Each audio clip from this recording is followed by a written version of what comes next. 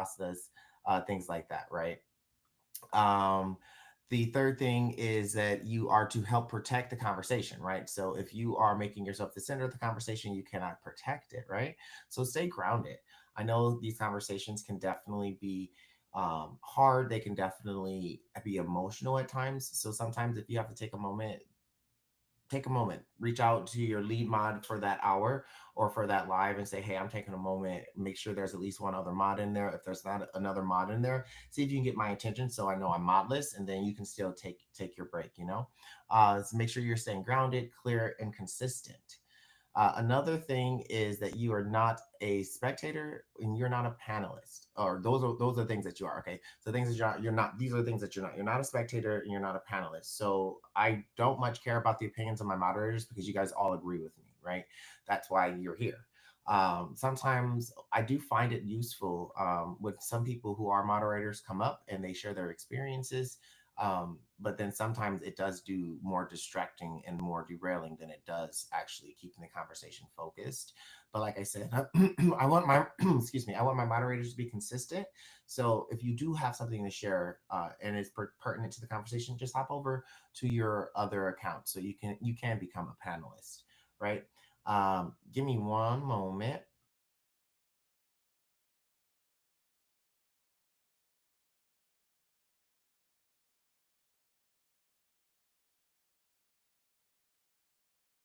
All right, Laura, are you here? Let me see. Who's here with us? Laura said, is she here? Is she in here with us? I don't see her. Let me see. She's don't see her name, so I want to continue going.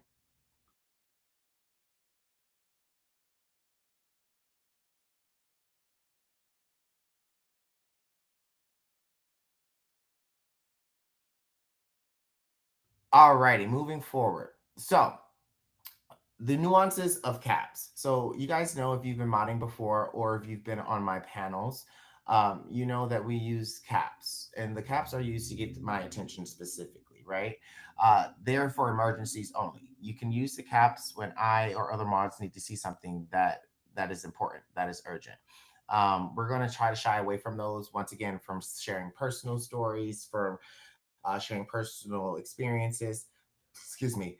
Um, but the caps are there just for you guys. So if you see anyone using caps, what you're going to do is just give them a warning, say, hey, caps are for mods.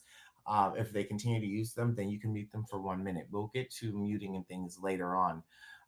Examples that you can use caps for is harassment. And harassment, you really have to see, like, you guys know on the platform, people just say crazy things. So if it's not like a direct threat, then we can just, as long as they're not using caps. But if you see anybody making a direct threat, if you need to get the attention of myself or another mod, doxing, any technical issues that you guys might be having, or if you're leaving and you want to make sure that there's another mod in the chat, just leave.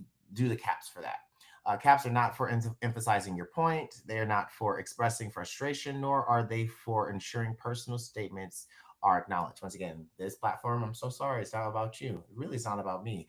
It's about us educating folks so they can be better external caregivers for children that they're taking care of. So there are some nuances of pinning. So pinning can only happen when I don't have any guests on the panel, which is pretty rare on my platform. Um, if I'm by myself, you can pin. If I have guests, you cannot pin. So just do know that. So when I don't have any guests and there is space to pin, these are some appropriate things to pin. Guest questions that align with the topic. So if there's a genuine question or a guest question, you can definitely pin that. Thoughtful comments that move the conversation forward. So if someone said that they read the book, if someone said that they learned something from the platform, or if someone's just saying like, hey Carlos, I like your content, those are great things that you can pin. A comment that requires a minute warning. So anyone that, like, you want to give a warning, if I do have space for you to pin that warning. Like I said, a lot of the times it's going to just be, you're not going to be able to pin anything because we'll have guests. So you'll have to give them the warning in the chat, and then after your warning in the chat, you will give them 1 minute penalty. And then something that you think that I should see or respond to directly, rather a question, a statement, or just something ignorant. Inappropriate to pin. Your own comments, jokes, or reactions. Oh, we're gonna let that back in. Your own comments, jokes, or reactions, comments from friends or other mods, unless it's relevant, and off topic but inappropriate comments. Okay, so those are going to be the things that you're going to be pinning. Before we move on, do we have any questions?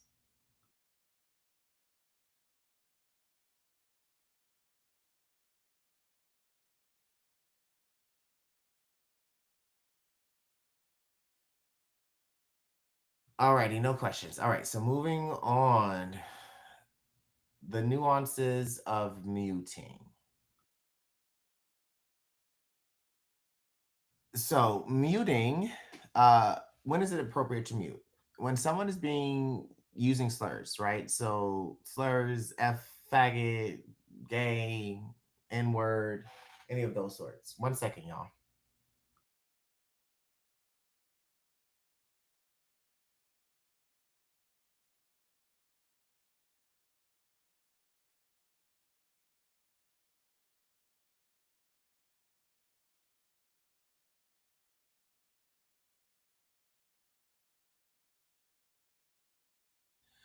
So it's going, so when is it appropriate to mute? So like I said, when anyone is using slurs, death threats, bannable language. So anything that TikTok won't actually allow themselves. When someone is spamming or trolling after a warning. So after you've given them their warning, their verbal, their written warning, and then you mute them for a minute, and then they continue, right? Then after that, you'll give them another warning and say, "Hey, we've already given you one warning," and then if they continue, you can just mute them for 5 minutes or the entire live. I'll let that be your discretion. When someone has been warned but continue to break policy, that goes along the lines of if they've been continuously breaking the policy, and the rules, then just mute them for the entire live. So when is it inappropriate to mute? So they're simply when they're simply disagreeing, when you feel personally offended, and when you are emotionally dysregulated. So pretty much, if it doesn't affect me, it shouldn't affect you.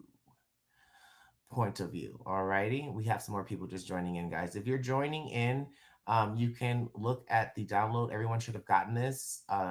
I asked if everyone had this early in the beginning, so everyone should have this in a link that Laura sent you. So if you've missed where we've gone, I think we're on page 4 or 5.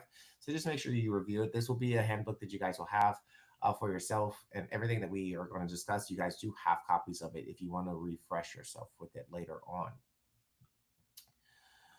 Alrighty. So some more muting rules here. So some more nuances of muting. So muting requires warnings before muting. So typing in all caps excessively, that requires a warning, right? Repeated copy pasta spamming. So someone just repeating the same thing over and over and over again. Being overly reactive but not offensive. Covert racism slash microaggressions, right? So all of those require, if someone's just going to be racist or they're going to be microaggressive, just say, hey, like that's not how we do it here. Or if I'm on the panel by myself, um, you can definitely send some. I'm sorry. You can definitely send, uh, pin that comment. Say, hey, Carlos, is this something that? Oh, am I streaming on YouTube? Thank you for letting me know. If you're watching on YouTube, then watch. You can watch it on YouTube.